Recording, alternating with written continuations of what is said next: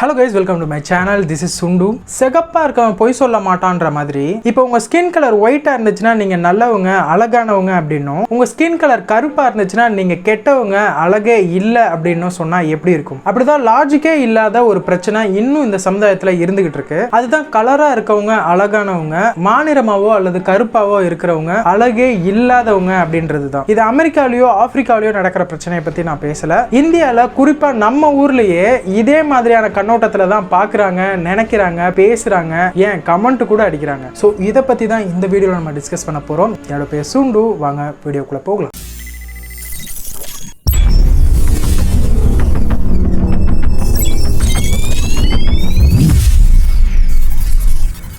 சின்ன வயசுல இந்த கலர் பிரச்சனை ஒரு பெரிய விஷயமா தெரிஞ்சிருக்கிறதுக்கு வாய்ப்பு ரொம்பவே கம்மி தான். ஆனா இந்த டீனேஜ் வயசு எப்போ ஸ்டார்ட் ஆகுதோ அப்ப இருந்தே இந்த கருப்பு நிற தோல்னால நமக்குள்ளேயே ஒரு பிரிவினை உண்டாக ஆரம்பிச்சிடும். ஒரு பொண்ணு ஒரு பையனையோ, பையன் ஒரு பொண்ணையோ அட்ராக்ட் பண்றதுக்கு கலரா ஒயிட்டா இருந்தாதான் அவங்களுக்கு பிடிக்கும், நம்மளை ரசிப்பாங்க அப்படின்னு நமக்குள்ளேயே ஒரு தாழ்வு மனப்பான்மை உருவாகிடும். சரி, இந்த எண்ணம் எப்படி வந்துச்சு? இந்த எண்ணம் உருவாக காரணம் என்ன அப்படின்னு பாத்தீங்கன்னா நாமளே தான் காரணம். பிகாஸ் கலரா ஒயிட்டா இருக்கிறவங்க அழகானவங்க, கருப்பா இருக்கிறவங்க கெட்டவங்க அப்படின்னு சினிமாலையும் இந்த கிரீம் இந்த சோப்பை யூஸ் பண்ணா அழகா ஆகிருவீங்க அப்படின்னு எவனோ ஒருத்தவன் பிரெயின் வாஷ் பண்ணப்போ நம்ம மனசு நம்புச்சுல, அங்கதான் நம்ம தப்பு பண்ணிட்டோம். இதுல தமிழ்நாட்டுல இருக்கிற ஜாதிகளுக்கும் ஒரு மிகப்பெரிய பங்கு இருக்கு. நம்புங்க, அதுதான் கசப்பான உண்மை. பட் அதை பத்தி நம்ம இங்க பேச போவது இல்ல, பேசவும் வேணாம். வரலாற்று படி பார்த்தா நம்ம ஊர்ல எல்லாருமே கருப்பா தான் இருந்திருக்கும். நம்ம அப்பா, நம்ம தாத்தா, அவங்களோட அப்பா, ஏன் நம்ம அரசர்கள் கூட கருப்பா தான் இருந்திருக்காங்க. இந்தியாவுக்கு வந்த மார்கோ போலோ அவரோட பயண குறிப்புல என்ன எழுதியிருக்காருன்னா, இங்க கருப்பான மனிதர்கள் மதிப்பிற்குரியவர்கள், மற்றவர்களை விட சிறந்தவர்கள் என்று கருதப்படுகிறார்கள். இந்த மக்கள் தங்கள் கடவுள்களையும் சிலைகளையும் கருப்பாகவும் பிசாசுகளை வெண்மையாகவும் சித்தரிக்கிறார்கள்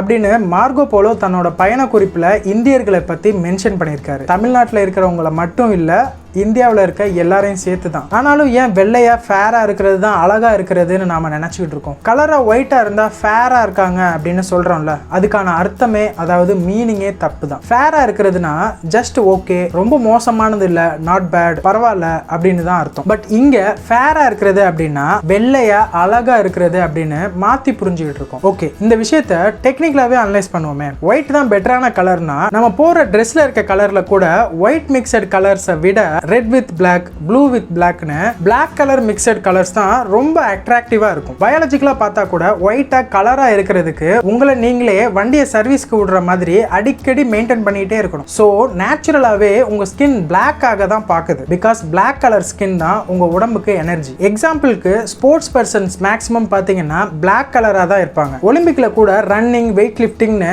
கருப்பா இருக்கிறவங்க தான் நல்லாவே பர்ஃபார்ம் பண்ணுவாங்க. பிகாஸ் நேச்சுரலி கருப்பா இருக்கிற ஸ்கின் தான் நம்ம மொத்த பாடிக்குமே ஒரு பெரிய எனர்ஜி தரக்கூடியது. ஆனா இதை அக்செப்ட் பண்ணிக்க முடியாம தான் நம்ம லேடிஸ் எல்லாருமே பியூட்டி பார்லர்ல போயிட்டு ஆயிரக்கணக்கில் செலவு பண்ணிட்டு இருக்காங்க. லேடிஸ் மட்டும் இல்ல, ஆண்களுமே கூட தான். அப்படின்னா தோல் கலர் வெள்ளையாகணும்னு கண்ட கிரீமை போடுற நீங்க ஏன் தலைமுடி வெள்ளையானா மட்டும் கருப்பு கலர் அடிக்கிறீங்க? அதுவும் வெள்ளையாகட்டும்னு ட்ரை பண்ணலாம்ல.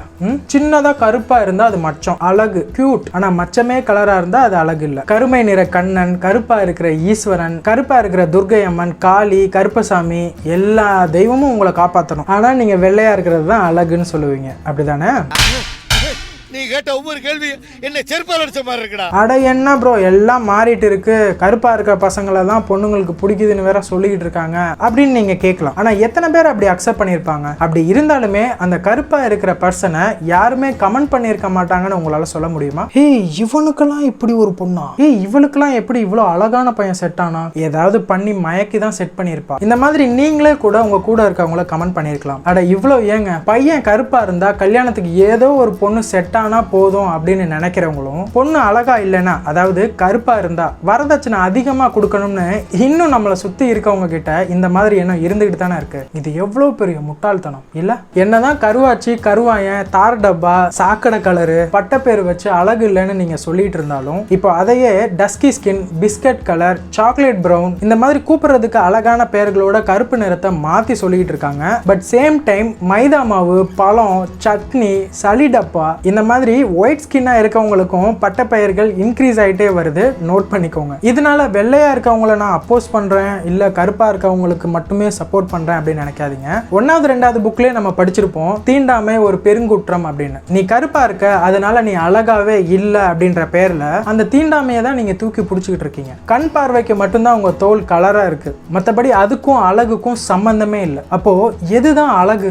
எங்க அம்மா ஒன்று சொல்லுவாங்க, கலரா வந்து சோறு போட போகுது அப்படின்னு. ஸோ அதையே தான் நான் இங்க மென்ஷன் பண்ண விரும்புறேன். கருப்பா இருக்கிற குழந்தைங்க என்ன பண்ணாலும் அழகா தாங்க இருக்கும், அதை உங்களால குறை சொல்ல முடியுமா? அந்த மாதிரி உங்க மனசை சுத்தமா சந்தோஷமா வச்சுக்கோங்க, கண்டிப்பா நீங்களும் அழகா தான் தெரிவிங்க. இப்போ நான் சொன்ன விஷயத்தை தான் நீங்களும் திங்க் பண்ணிட்டு இருந்தீங்கனாலோ இல்ல இந்த விஷயத்தை இன்னொருத்தருக்கு நீங்க சொல்லணும்னு நினைச்சாலோ கண்டிப்பா இந்த வீடியோவை ஷேர் பண்ணுங்க. Thanks for supporting. This is Sundu. I am signing off. முதல் வீடியோவை பார்த்துட்டு காமெடி பண்ணுவான்னு மட்டும் நினைச்சிட்டாங்க போல.